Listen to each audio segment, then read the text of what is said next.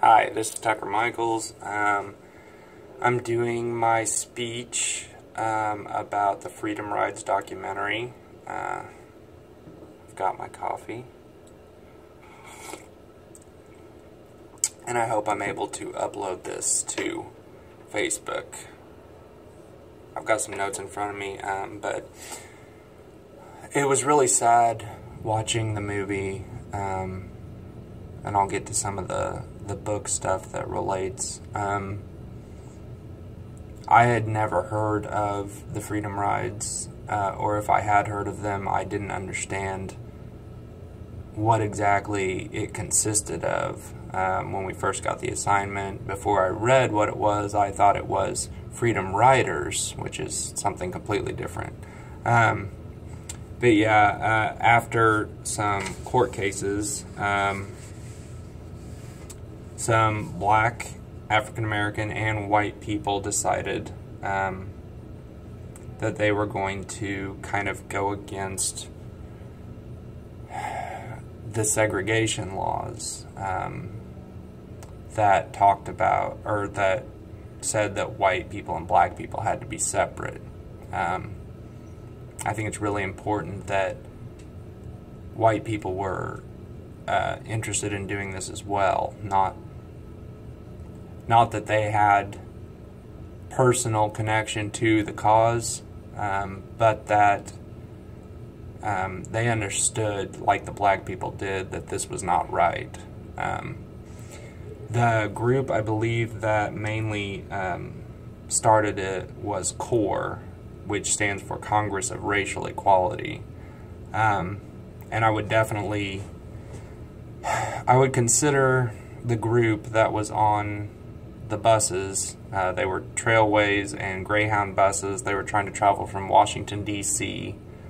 To New Orleans, and I think buses probably traveled at the same speed back then, but if you were a black person and knew that white people had such a hatred for you, that must have taken incredible courage to get on those buses. I would consider the groups that were riding on the buses to be protest crowds, as identified by Clark McPhail and Ronald T. Wolstein, which is a collection of people who gather to protest a political, social, cultural, or economic issue.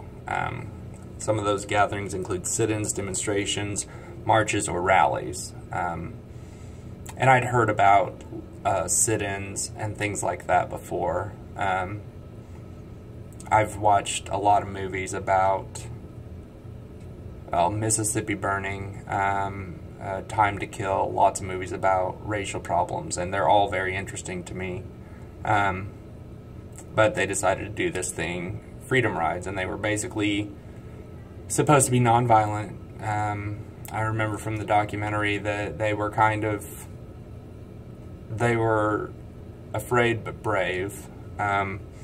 At one point, when they got into as far south as they went, things got worse and worse. At first, I think they just kind of had situations where people kind of looked at them funny, or might have said something, but things got worse in that one bus, when it was parked, had its tires slashed, and people tried to hurt the people that were riding the bus. And then later on, when the tires went flat on the bus, they actually had more white people. Some were of the Ku Klux Klan. I have trouble saying that. Some were of that, and some were just sympathizers of the KKK. And they beat. I don't think anyone was killed. I don't remember anyone being killed, but they severely beat, harassed, kicked, punched, all kinds of different things. Sorry, I just got interrupted. But yeah, it was not an easy thing. And the interesting thing to me was, after all of this had happened, they thought that it was kind of shut down, that it wasn't going to continue. And there was a lady, I couldn't find her name, but people were asking who she was, and she actually decided to continue. She rallied people to continue with the freedom rides, and eventually the freedom rides, I think there were 60 separate freedom rides, but it all started from the one, and it all started from support, because people saw the problem it was causing, saw the attention it was bringing from the government. The government's a whole different story. They tried to calm things down multiple times, and it didn't work out very well for them. There were, I believe, governors and sheriffs. I remember Bull Connors was a sheriff of an area they were in, and they were racist, and they basically allowed an allotted amount of time before they went to where the buses were, so that white people, racists, the KKK, could go and assault these people before they showed up to, act like they cared, which was really crappy. I think the other group, the white group, would be considered a mob, definitely. There was mob violence in Anniston and Birmingham.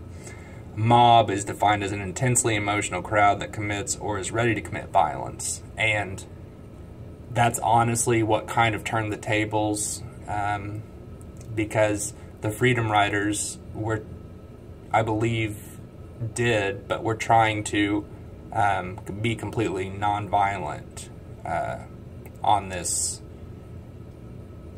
thing they were doing. And the fact that they weren't violent and were attacked by violent people just shows how big of a problem it was. I believe